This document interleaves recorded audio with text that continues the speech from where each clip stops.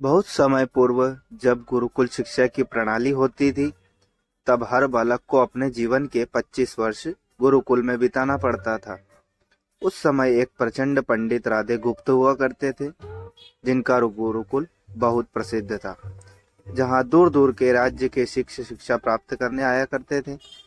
बात इन दिनों की है, जब राधे गुप्त की उम्र ढलने लगी थी और उसकी पत्नी का देहांत हो चुका था। घर में विवाह योग्य एक कन्या थी। राधे गुप्त को हर समय उसकी चिंता सताती रहती थी।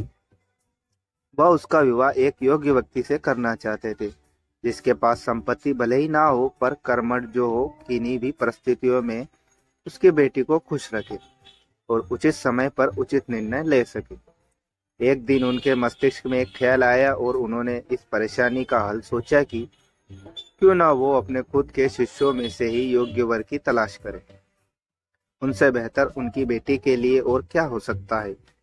इस कार्य के लिए उन्होंने बुद्धिमान की परीक्षा लेने का निर्णय लिया और और सभी शिष्यों को एकत्र किया। राधे गुप्त ने सभी से कहा कि वे एक परीक्षा आयोजित करना चाहते हैं, जिसमें सभी की बुद्धिमानी का परिचय होगा।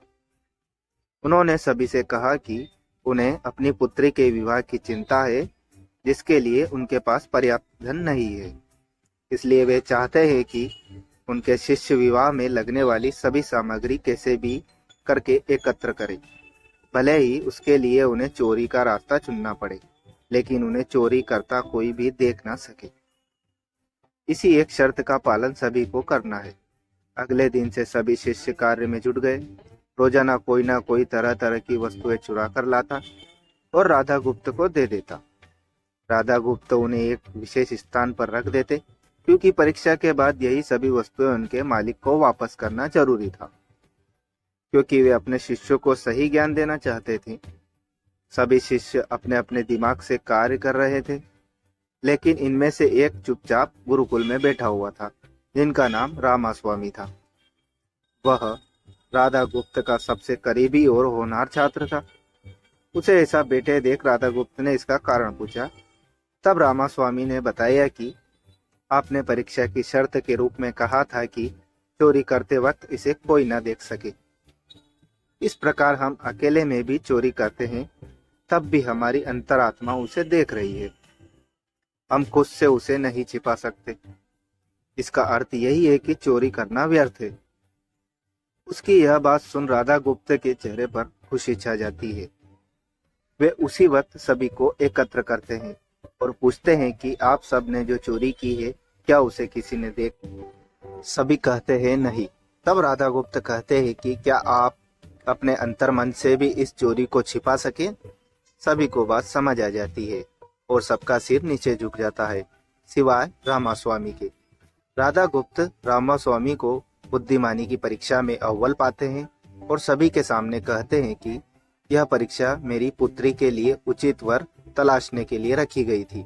इस प्रकार मैं रामास्वामी का विवाह अपनी पुत्री के साथ तय करता हूँ।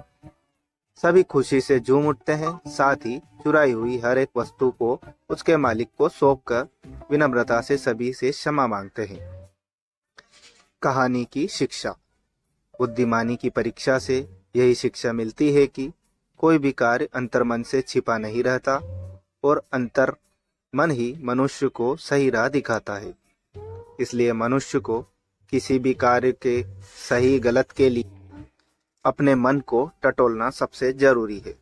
आज मनुष्य ने अंतरात्मा की आवाज सुनना बंद कर दिया है, इसलिए ही वो गलत रास्ते पर जा रहा है। हमारी अंतरात्मा कभी हमें गलत राह नहीं दिखाती।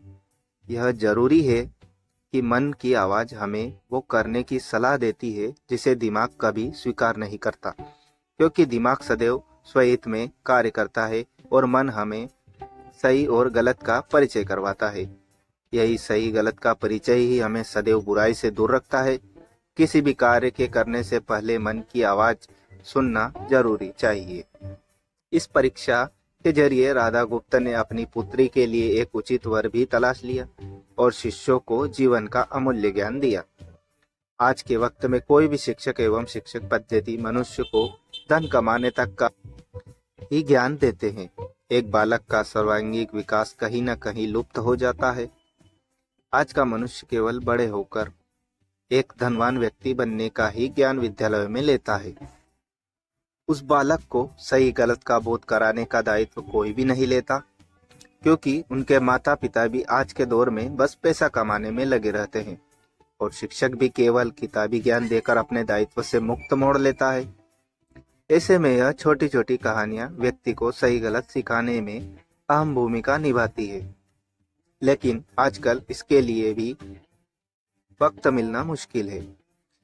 यह एक गंभीर समस्या है जिसके फलस्वरूप आज के बच्चे आसानी से गलत राह पर चलने लगते हैं और उन्हें इसका भान तब होता है जब वे पूरी तरह ग्रस्त हो जाते हैं।